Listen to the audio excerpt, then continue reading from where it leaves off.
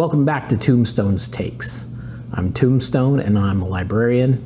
And I like to talk about the good, the bad, the ugly, and interesting about books. Today I want to talk about 5 things, yes, 5 things that I find interesting about one of my favorite books ever. And that book is Something Wicked This Way Comes by Ray Bradbury. Yes, I decided to give you guys a glimpse of my personal copy that I've been reading for years. Yeah, pretty torn up, but that's the way a book should look if you read it. Number 1, R.L. Stein, the author of the popular children's and teens horror series Goosebumps and Fear Street, said, "When I visit schools, kids always ask me, 'What's the scariest book you've ever read?' And I always tell them, 'Something Wicked This Way Comes.' I still remember how creepy it was. It really struck a chord with me." I always find quotes from influential authors about the books that they read or influenced them as highly interesting and entertaining. Number 2, what does this I'm singing in the rain, just singing in the rain have to do with this? Gene Kelly, the iconic dancer, actor, and director, was a big fan of Ray Bradbury, especially The Martian Chronicles, while Ray himself thought that Singing in the Rain was one of the greatest movies of all time. The two met sometime after the initial screening of Gene Kelly's movie Invitation to the Dance. Sometime after their initial meeting, Ray sent Gene a screenplay for The Dark Carnival, a treatment he worked up from his story, The Black Ferris. Gene Kelly loved the script, and so he took it to Europe in order to find funding so that they could make it into a movie that never happened. When Kelly's attempt to secure funding failed, Ray went back to the storyboard, so to speak, and turned his screenplay into the novel Something Wicked This Way Comes. Number 3. Another catalyst for the novel was the work of Joseph Muni, an illustrator and longtime friend and collaborator, a man who is known for illustrating many of Ray Bradbury's covers, such as this October Country cover here.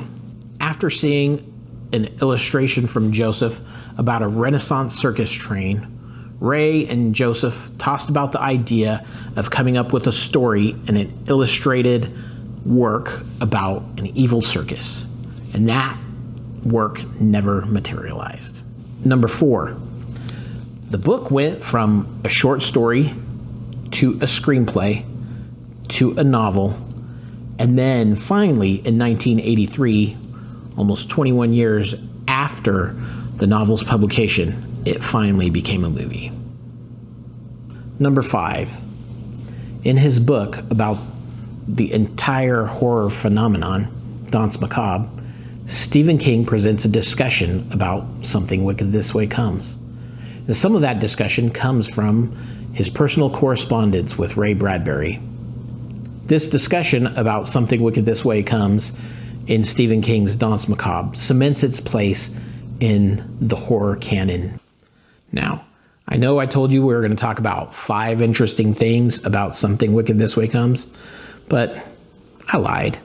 Let's talk about 6 interesting things about Something Wicked This Way Comes.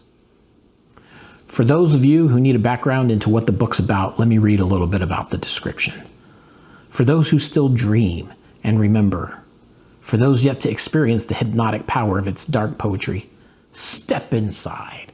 The show is about to begin. Cooger and Dark's Pandemonium Shadow Show has come to Greentown, Illinois, to destroy every life touched by its strange and sinister mystery. The carnival rolls in sometime after midnight, ushering in Halloween, a week early. A calliope's shrill siren song beckons to all, with a seductive promise of dreams and youth regained. 2 boys will discover the secret of its smoke, mazes, and mirrors. 2 friends who will soon know all too well the heavy cost of wishes and the stuff of nightmares. I'm going to read a quote from the book. In this portion of the book, Will and Jim, the main characters, are being hunted by a haunted carnival. Can they? Said Jim. I mean, do they buy souls? Buy when they can get them for free? Said Mr. Holloway. Why, most men jump at the chance to give up everything for nothing. There's nothing we're so slapstick with as our own immortal souls. Here's Jim in this passage, asking Mr. Holloway if the Autumn people can buy souls. But is that really what he's worried about? Is he really worried about his own soul? Or is he worried about what'll happen if he goes to the carnival anyway? This is one of the things that the book illustrates so well. Jim has seen the horrors of the carnival. He's seen people's lives ruined. And although he's seen those people's lives ruined, he wants to go anyway. He still wants to ride the haunted carousel. The one that if you take a turn or two backwards will send you a few years, make you a few years younger. The one that if you ride it a turn or two forward, it'll make you older. Will, Jim's best friend, knows Jim wants to ride the carousel forward to become a few years older, to partake of things only older boys get the chance to have. But that's one of the things that's so scary, especially in this passage, is it reveals how often we know those things that are wrong, and we know those things that we shouldn't do. And yet, deep inside, we want to do them anyway. Even if we know that only ruin and hurt and pain are down that direction, no matter what we do. How many times does a loved one or has a loved one told you not to do something? And how many times have you been tempted to do something, even though you told yourself not to? And how many times have you told yourself not to do something, not to do something, not to do something? And then despite your own counsel, you went and you did it anyway. And how many times after you went and you did those things anyway, did you beat yourself up after it? How many times have you been like, oh man, I shouldn't have done that. That was dumb. Sometimes we beat ourselves up after we've done something and we're like, man, I knew better. Because you knew that despite the shining package of the action, you knew that beyond it was ruin, but you did it anyway. In this book, Something Wicked This Way Comes illustrates all kinds of situations like that, presents it in the fun package of a carnival, and Mr. Dark, the tempter who's luring us in. Something Wicked This Way Comes is a fun, scary book. It's nuanced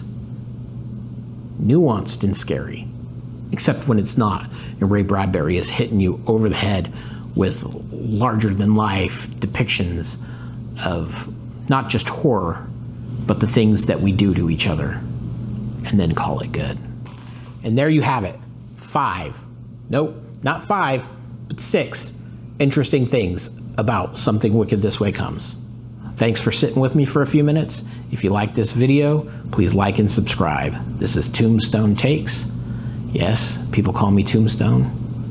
Yes, even my mother-in-law calls me Tombstone. I hope to see you again soon.